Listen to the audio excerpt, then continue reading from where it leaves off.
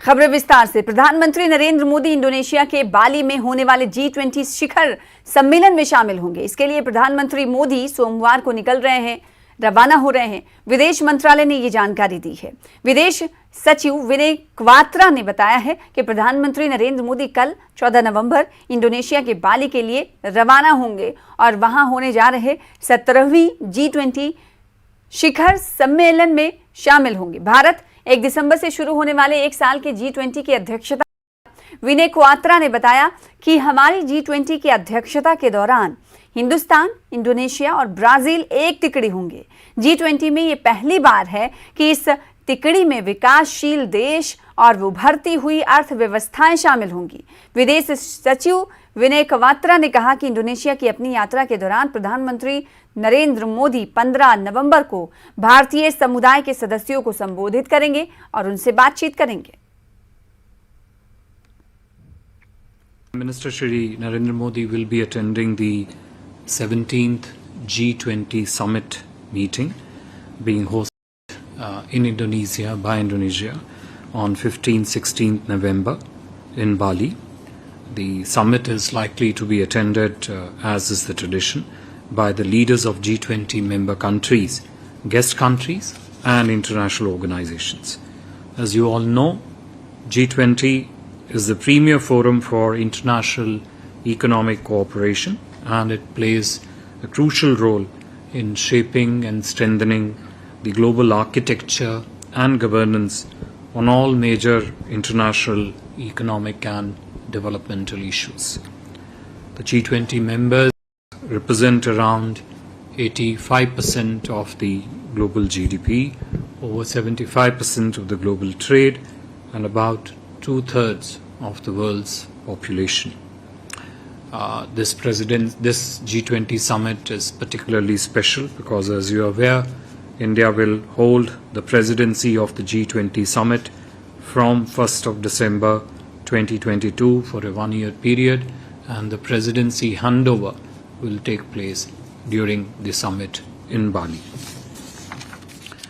During the summit, Prime Minister Modi and other G20 leaders will deliberate extensively upon key issues of contemporary relevance, including the state of global economy, issues relating to energy, environment, agriculture, health, and digital transformation, etc. राष्ट्रपति द्रौपदी मुर्मू कल देवघर के बाबा बैद्यनाथ मंदिर में पूजा अर्चना करने के लिए पहुंच रही हैं। इसे लेकर देवघर जिला प्रशासन तमाम तैयारियों में जुट गया है। देवघर आगमन को लेकर डीसी और एसपी की ओर से एयरपोर्ट पर सुरक्षा व्यवस्था को लेकर बैठक की जा रही है। इसमें रूट मैप से लेकर पूजा अर्चना करने और फिर वापस एयरपोर्ट तक सुरक्षा व्यवस्था के बीच वापस लाने की रणनीति बनाई जा रही है। देवघर एयरपोर्ट से अधिक जानकारी दे रहे हैं न्यूज 18 संवाददाता मनीष दुबे। देश की राष्ट्रपति द्रौपदी मुर्मू कल देवघर बाबा बैद्यनाथ मंदिर पूजा अर्चना के लिए पहुंच रही है। देवघर के इस एयरपोर्ट में इस वक्त हमारी मौजूदगी है और आप देखिए कि यहां पर तमाम जिला प्रशासन के अधिकारी लगातार बैठक कर रहे हैं। उनकी सुरक्षा व्यवस्थाओं से लेकर उनके रूट मैप को लेकर यहां पर बैठक की जा रही है। आप देखिए कि देवघर एसपी, देवघर डीसी सभी लोग मौजूद हैं और अंदर में जो है देवघर एयरपोर्ट के भीतर ये बैठक चल रही है ताकि उनके सुरक्षा व्यवस्था को मुकम्मल व्यवस्था उनकी की जाए। उसको लेकर यहाँ पर लगातार बैठक भी की जा रही है। देवघर एयरपोर्ट में राष्ट्रपति के पहुँचने के बाद यहाँ से सड़क मार्ग से बाबा बैद्यनाथ मंदिर पहुँचेंगे, जहाँ पूजा अर्चना करने के बाद सीधे देवघर एयरपोर्ट पुनः वापस आकर और यहाँ से फिर रांची के लिए उड़ान भरेगी, जिसके लिए यह पूरी तैयारियाँ की जा रही है। मनीष दुबे, न्यूज़ 18 देवघर। तो सोमवार को राष्ट्रपति द्रौपदी मुर्मू के देवघर दौरे को लेकर बैद्यनाथ धाम मंदिर में विशेष तैयारी की जा रही है। राष्ट्रपति द्रौपदी मुर्मू यहां पूजा अर्चना करेंगी, जिसको लेकर पंडा धर्म लक्ष्मी सभा की ओर से 11 पुरोहितों के द्वारा शंखनाद ध्वनि से स्वागत की जा रही है। इसके साथ ही साथ 5 वैदिक पुरोहितों के द्वारा पूजा अर्चना कराई जाएगी। मंदिर परिसर में सुरक्षा व्यवस्था को लेकर भी पूरी तरह से तैयारियां की जा रही हैं। ड्रोन कैमरे से कोने कोने पर नजर रखी जा रही है। ज्यादा जानकारी दे रहे हैं संवाददाता मनीष दुबे।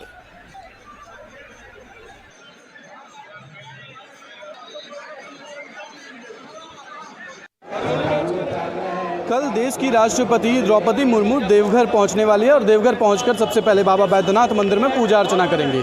इससे पहले भी कई बार जब वो राज्यपाल पद पर नियुक्ति थी उस समय कई बार देवघर पहुंच चुकी हैं और बाबा बैद्यनाथ मंदिर में पूजा अर्चना। हमारे साथ पंडा धर्मलक्ष्मी सभा के महामंत्री, हम उनसे जानने की कोशिश करते हैं क्या कुछ आप लोगों की तरफ से तैयारियाँ की गई हैं, किस तरह से उनका स्वागत की जाएगा। सर्वप्रथम जब वो बाबा बैद्यनाथ मंदिर में प्रवेश करेंगे परिसर में, तो ऊपर से शंख ध्वनि का भोग के द्वारा उनका स्वागत किया जाएगा। पंडा धर्मलक्ष्मी सभा के द्वारा 11 वैदिकों के द्वारा 11 ब्राह्मणों के द्वारा शंख ध्वनि करके उनका स्वागत किया जाएगा। आप लोग की तरफ से और कुछ क्या तैयारियां की गई? इसके बाद पंडा धर्मलक्ष्मी सभा ने उनके पूजा की व्यवस्था की है। पूजा के पश्चात पंडा धर्मलक्ष्मी आशीर्वाद के रूप में उन्हें अंग वस्त्र, प्रसाद, रुद्राक्ष की माला, ये प्रतीक चिन्ह वगैरह देंगे। महामहिम जी जो आ रही हैं, खास करके हमारे राज्य में वो राज्यपाल रह चुकी हैं और अभी महामहिम राष्ट्रपति के ये में आ रही हैं। पूरे देवघर वासी और झारखंड के हमारे माननीय मुख्यमंत्री, झारखंड के माननीय गवर्नर अभी जो वर्तमान है वो भी आ रहे हैं। हम लोग उनका पूरा जोशो खरोश से उनका स्वागत के लिए तैयार हैं। दूसरी तरफ आप देखेंगे कि ड्रोन से जो है निगरानी भी रखी जा रही है। ये देखिए यहाँ पर ये ड्रोन से जो है निगरानी रखी जा रही है। सभी जगह चाक चौबंद सुरक्षा व्यवस्थाएं भी की गई और लगातार मंदिर के पंडा धर्मलक्ष्मी सभा के हो या फिर यहाँ पे मंदिर के तीर्थ पुरोहित समाज के लोग हो, काफ़ी उत्सुक हैं और खुश हैं कि कल राष्ट्रपति यहाँ पर आकर पूजा करेंगे। मनीष दुबे, न्यूज़ 18 देवघर। आगे बढ़ेंगे। भारत के पूर्व मुख्य न्यायाधीश जस्टिस यूयू ललित ने न्यूज 18 के संवाददाता सुशील पांडे से कहा कि जजों की नियुक्ति के मामले में केंद्र सरकार और जजों के बीच में संबंधों को लेकर कोई खटास नहीं है। हाँ, इतना जरूर है कि जजों की नियुक्ति के मामले पर सरकार अपने फैसले में थोड़ी सी जल्दी दिखाए। दरअसल कुछ दिनों पहले ही केंद्रीय कानून मंत्री किरण रिजिजू ने कॉलेजियम सिस्टम को अपारदर्शी बताया था। पूर्व सीजेआई यूयू ललित ने कहा कि जजों की नियुक्ति के लिए कॉलेजियम ही सही तरीका है। सुप्रीम कोर्ट में देश के मुकदमों में कमी के मामले को लेकर पूर्व जस्टिस ललित ने कहा कि उन्होंने मुकदमों में कमी को लेकर जो फैसले लिए हैं, उम्मीद है कि ये फैसला भविष्य में जारी रहेगा। सुप्रीम कोर्ट में मामले की सुनवाई को लाइव स्ट्रीमिंग के साथ जोड़ने के मामले पर पूर्व चीफ जस्टिस यूयू ललित ने कहा कि जो लोग सुनवाई के दौरान सोशल मीडिया से जुड़ते हैं और न्यायपालिका या जजों पर भद्दे कमेंट करते हैं, इस पर विचार करने की जरूरत है। ललित साहब हमारे साथ हैं। सर, पहला सवाल ये कि जो में आपने सिस्टम किया, उस सिस्टम से जो वकीलों की लॉबी थी वो बहुत खुश थी। एक महाराष्ट्र के वकील आए, उन्होंने कहा कि 3 साल के बाद हम दोबारा सुप्रीम कोर्ट आए क्योंकि हमारा केस लिस्ट हुआ है। इस पर क्या कहेंगे? अच्छा ही हुआ ना, लोगों की प्रतिक्रिया अच्छी ही है, तो देयरफॉर व्हाटएवर वी डिसाइडेड उसका परिणाम, उसका जो फलस्वरूप है अच्छा ही हुआ। लोगों के केस लगने लगे, स्पीड से लगने लगे और जो कई मामले जो बिल्कुल बंद दबे पड़े हुए थे वो मामले भी उभर के आए सामने। सो देयरफॉर ये सारी जो चीज़ें सबके लिए, सिस्टम के लिए अच्छी ही रही है। कॉलेजियम को लेकर एक सवाल है कि सरकार और जजों के बीच में कॉलेजियम को लेकर हमेशा खटास रही है। जब चीफ जस्टिस आपने भी कई रिकमेंडेशन किए, क्या लगता है आने वाले समय में ये खटास मिटेगी? वैसे पहले तो ये खटास वगैरह कुछ है ही नहीं है, करेक्ट। एक तौर होता है, एक तरीका होता है जो आप एक कॉलेजियम के सिस्टम से जो आप रिकमेंडेशन करते हो, वो जो रिकमेंडेशन है गवर्नमेंट को भी अपनी तरफ से उन रिकमेंडेशंस को पूरा परखने का एक अधिकार है, एक हक है। हाँ, कि वो हक या अधिकार जो भी है उसका इस्तेमाल या वो जो हक वो एक छोटे से पीरियड में ख़त्म होना चाहिए। आपकी तरफ से वो पीरियड में वो कार्य प्रणाली ख़त्म होनी चाहिए। इतना ही एक यानी संशोधन या आइडिया उसमें होनी चाहिए। सर, लाइव स्ट्रीमिंग जो फिलहाल कोर्ट्स में शुरुआत की गई है, उस पर जिस प्रकार से कमेंट्स किए जाते हैं, ऐसे में लगता है कि सोशल मीडिया को लेकर एक नई गाइडलाइन होनी चाहिए, एक कठोर कानून आना चाहिए। ऐसा है ना, लाइव स्ट्रीमिंग में होता क्या है कि जो केस चल रही है, जैसे वकील साहब आर्ग्यू करते हैं या कोई जज के उस पे ऊपर जो सवाल होते हैं, एक आप ये समझ के चलते हो कि court is temple of justice where it must be accessible everyone. जो आदमी टेम्पल में बैठना चाहता है उसको तो आप एक्सेस दे देते हो। लाइव स्ट्रीमिंग से आप सिर्फ क्या करते हो, you are not going by the physical boundaries of the court room, you are making yourself available to be seen, to be heard by everybody concern. So उसमें अगर लोग करते हैं कमेंट्स, तो जहाँ तक के वो comments good for the institution, can encourage people, we should welcome those comments. ठीक है, बहुत बहुत शुक्रिया हमसे बात करने के लिए। कैमरामैन जगदीश उप्रेती के साथ सुशील पांडे, न्यूज़ 18 दिल्ली। राष्ट्रीय जनता दल सुप्रीमो लालू प्रसाद यादव को उनकी सिंगापुर में रहने वाली रोहिणी आचार्य किडनी देंगी। इसका निर्णय कैसे लिया गया, इस पर तेजस्वी यादव ने प्रतिक्रिया भी दी। मीडिया से बातचीत में उन्होंने कहा कि लालू को परिवार के सभी सदस्य किडनी देने के लिए तैयार थे। चिकित्सक ने भी कहा था कि कोई स्वजन ही किडनी दे, लेकिन बेस्ट मैच रोहिणी का निकला। इसके बाद ये फैसला लिया गया कि वही पिताजी को किडनी देंगी। बता दें कि लालू प्रसाद बीमार हैं। डॉक्टर ने उनके स्वस्थ होने के लिए किडनी ट्रांसप्लांट करने की जरूरत बताई है। सिंगापुर में जल्द ही लालू का ऑपरेशन होगा। लालू की बेटी रोहिणी आचार्य उन्हें किडनी देंगी।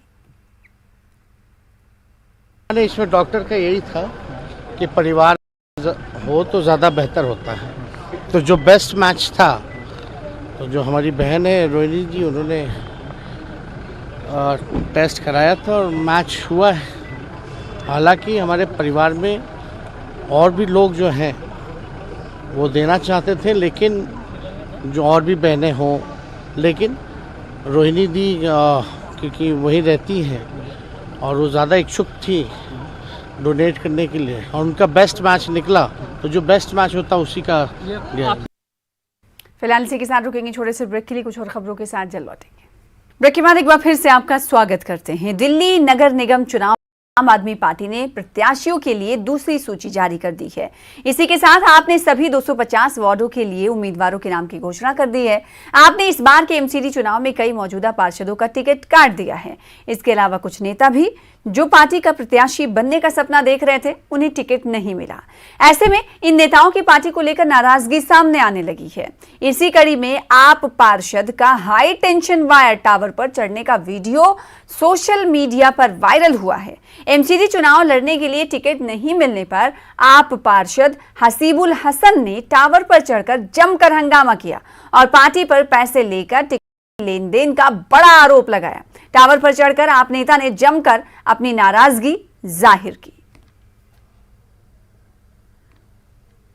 पूरे देश की मीडिया की जीत है, आप लोगों की जीत है कि जो मेरा पेपर मिल सके आप लोगों का है, और कल मैं नॉमिनेशन भरूंगा। अगर आप लोग नहीं आते, इस देश की मीडिया नहीं आती, तो आम आदमी पार्टी, दुर्गेश पाठक, आतिशी, संजय सिंह, ये कभी भी मेरे पेपर वापस नहीं करते और ये नगर चाहते कि हमारे पास पेपर नहीं है। पूरे देश की चैनल के सामने इन्होंने दिखा दिया कि इनके पेपर इनके पास थे। इन्होंने देखिए, नहीं, पार्टी आप लोगों से डर गई, आम आदमी पार्टी देश की मीडिया से डर गई। देखिए, ये मैं चुनाव कौन से लड़ूंगा ये तो मैं आपको शाम में बताऊंगा या कल बताऊंगा, मगर मुझे ये पता है कि आज लोकतंत्र में आज चौथे स्तंभ की जीत हुई है, आप लोगों की जीत हुई है। ये मेरी जीत नहीं है, ये आप लोगों के कारण मेरे पेपर आए। इंग्लैंड ने टी20 विश्व कप 2022 के फाइनल में पाकिस्तान को हराकर खिताब पर कब्जा कर लिया है। इंग्लैंड ने बेन स्टोक के तूफानी प्रदर्शन के दम पर पाक को 5 विकेट से हराया। पाकिस्तान ने पहले बैटिंग करते हुए 138 रनों का लक्ष्य दिया था। इसके जवाब में इंग्लैंड ने 5 विकेट के नुकसान जीत लिया। इंग्लैंड ने दूसरी बार टी20 विश्व कप के खिताब पर अपना कब्जा जमाया है। टीम के लिए सैम करन और आदिल रशीद ने खतरनाक गेंदबाजी की। इंग्लैंड ने दूसरी बार टी20 विश्व कप के खिताब पर कब्जा किया। इससे पहले उसने 2010 में फाइनल मैच में ऑस्ट्रेलिया को 7 विकेट से हराकर टूर्नामेंट अपने नाम किया था। इसके बाद टीम साल 2016 में भी फाइनल में पहुंची, लेकिन तब उसे वेस्टइंडीज ने हरा दिया था। पाकिस्तान के दिए लक्ष्य का पीछा करने उतरी इंग्लैंड की टीम ने 19 ओवरों में 5 विकेट के नुकसान पर लक्ष्य हासिल कर लिया। टीम के लिए बेन स्टोक्स ने दूसरी दमदार पारी खेली। उन्होंने 50 गेंदों का सामना करते हुए नाबाद 52 रन बनाए। स्टोक्स की इस पारी में 5 चौके और 1 छक्का शामिल रहा। मोइन अली ने 19 रनों का अहम योगदान दिया। उन्होंने 13 गेंदों का सामना करते हुए 3 चौके लगाए। और अब खबर जम्मू कश्मीर से। कश्मीर गर्ल्स इंस्टीट्यूट ने गर्ल्स एजुकेशन समिट 2022 का आयोजन किया और KGI कैंपस पारेपुरा श्रीनगर में हिबा खातून स्कॉलरशिप टेस्ट के लिए एक समारोह का भी आयोजन किया गया। इस समारोह में विशेष तौर पर नीलम और अध्यक्ष की लेडीज ऑर्गेनाइजेशन उपस्थित रही और डायरेक्टर स्कूल एजुकेशन तसद्दुक हुसैन ने छात्रों को मुबारकबाद पेश की। उन्होंने कहा कि शिक्षा विभाग किसी भी बच्चे को शिक्षा से दूर नहीं रहने के इकदाम कर रहा है। उन्होंने बताया कि स्कूल से बाहर बच्चों की शनाख्त के लिए तलाशी मुहिम की गई। जी, हमने स्कॉलरशिप टेस्ट रखा हुआ था अंडर द नेम हब्बा खातून, तो उसी के लिए आज हमने इवेंट रखा था प्राइज़ डिस्ट्रीब्यूशन के लिए। जो बच्चे टॉपर्स थे उनको हमने लैपटॉप दिया, certificates the. We want to see equality for women every field that we go, and that's what we are trying to achieve. Women on board, women in every field, like in medicine, we already have a great power over there, and that's what is empowerment, what means to us. We have out of school children कुछ 95,000 के, we have targeted them all। जो हमारा target group में था, हमारा target group है 4 to 12। उसके बाद जो टारगेट ग्रुप है वो कॉलेज वगैरह का होता है लिटरेसी। तो we are doing our best, हम पीछे नहीं हैं, तलाश हो गई है। We have identified our out of school children, उनको हमने आइडेंटिफाई किया, वी हैव उनको एनरोल भी किया हुआ है। एंड जो बेसिक टारगेट है हमारा, none of the should be out of school. Hakarmula Budgam में कल पुलिस ने एक हिट एंड रन का एक मामला हल किया था और इस दौरान पुलिस ने हाकरमुला से ताल्लुक रखने वाले ड्राइवर को इसकी वाहन के साथ गिरफ्तार कर लिया। पुलिस ने इस मामले में आज एक बयान भी जारी किया जिसमें उन्होंने ये जानकारी दी कि ड्राइवर के पिता को भी गिरफ्तार किया गया है। पुलिस के मुताबिक नज़ीर अहमद शेख को इसलिए गिरफ्तार किया गया है क्योंकि उसने अपने नाबालिग बेटे को गाड़ी चलाने की इजाज़त दी थी। पुलिस के मुताबिक बडगाम पुलिस स्टेशन में FIR दर्ज की गई है। ख्याल रहे कि हाकरमुला में हिट एंड रन मामले में एक 15 साला बच्ची की मौत हुई थी। इसके बाद पुलिस ने कार्रवाई की और 3 घंटों के अंदर ड्राइवर को गिरफ्तार किया गया।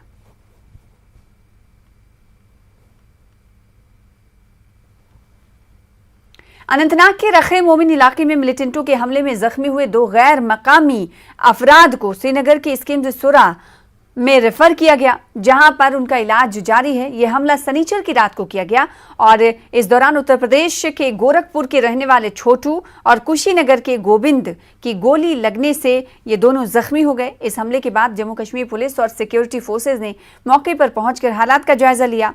हमलावर अंधेरे का फायदा उठाकर फरार हो गए। हमलावर बड़े पैमाने पर तलाश जारी है। बिजबहारा पुलिस स्टेशन में भी एक मामला दर्ज कर लिया गया है। बताया जा रहा है कि दोनों मजदूर हैं और वो आर्जी तौर पर रखी मोमिन इलाके में दिगर साथियों के साथ रहते थे। 8:45 पे फायरिंग हुआ और इस पोर्शन से हुआ। अब क्या बोलेंगे कि कौन किसने कहां से आया और कौन क्या किया। हम तो मजदूर हैं सर, और हम आम आदमी को मदद करने के लिए आते हैं, मजदूरी करने के लिए आते हैं। हाँ, ये तो रुकना चाहिए ना, सरकार को ऐसा चाहिए, रुकना चाहिए। मजदूरों के ऊपर ये सब हो रहा है। कितने लोग थे वो? हम तो यहाँ 14 बंदे थे। एक दूसरे ठेकेदार का साथ था, एक दूसरे ठेकेदार का साथ थे। 2 ठेकेदार के आदमी थे साथ साथ। बिल्कुल, हम राखी मोमिन के उसी इलाके में मौजूद है जहां गुज़श्ता रात मिलिटेंटों ने 2 गैर मकामी अफराद को निशाना बनाया और ये वो जगह है जो इनका आशियाना था। इन दोनों जो गैर मकामी अफराद थे जिनका ताल्लुक उत्तर प्रदेश से बताया जा रहा है, और आप देख सकते हैं कि पॉइंट ब्लैंक रेंज से उन पर फायर खोला गया है। और आप देख सकते हैं कि ये उनके घर का मंजर है जो एक टीन शेड है। टीन शेड में ये दोनों जो है आर्जी तौर पर रिहाइश पजीर थे और यहाँ पर मजदूरी करते थे। ये एक स्कूल भी है, साथ इधर जो है वाटर टैंकी का काम जो है वो चल रहा है। और हम आपको बता दें कि जैनपुरा या फिर शोपियां डिस्ट्रिक्ट की अगर हम बात करेंगे या कुलगाम डिस्ट्रिक्ट की अगर हम बात करेंगे तो ये उन दोनों डिस्ट्रिक्ट्स का बॉर्डर विलेज है।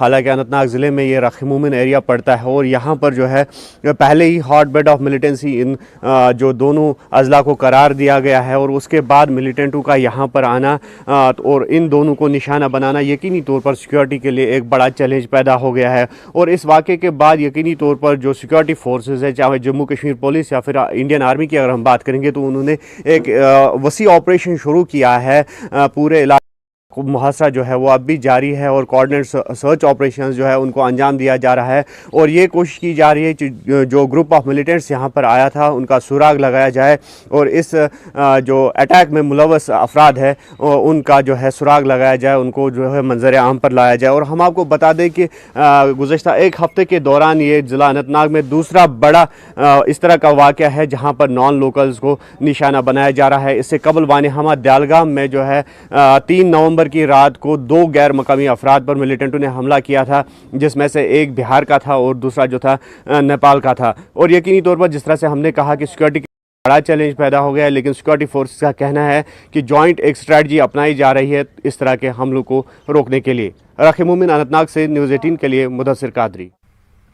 जिला गांधरबल में बिजली से चलने वाले हीटरों के बिक्री और इस्तेमाल पर प्रतिबंध लगा दिया गया है। जिला प्रशासन ने बिजली के हरारती आलात पर पाबंदी आयद कर दी है, जिसके बाद पाबंदी के चलते आवाम में गम और गुस्सा देखा जा रहा है। जनता का कहना है कि एक जानिब कश्मीर में सर्दी उरूज पर है, पहाड़ी इलाकों में बर्फबारी हो रही है, ऐसे मौके पर बिजली से चलने वाले हीटरों पर पाबंदी लगाना ठीक नहीं है। गांधरबल की आवाम में पैदा हुई थी जबकि यहाँ के ज़िला तरक्याती कमिश्नर ने एक हुक्मनामा जारी किया था जिसमें हरारती जो बिजली पे चलने वाले हरारती आलात हैं उन पे मुकम्मल बैन लगा दी, क्योंकि सर्दियों का मौसम भी है और ठंड भी बहुत है, लोगों को इसके बगैर कोई चारा भी नहीं है।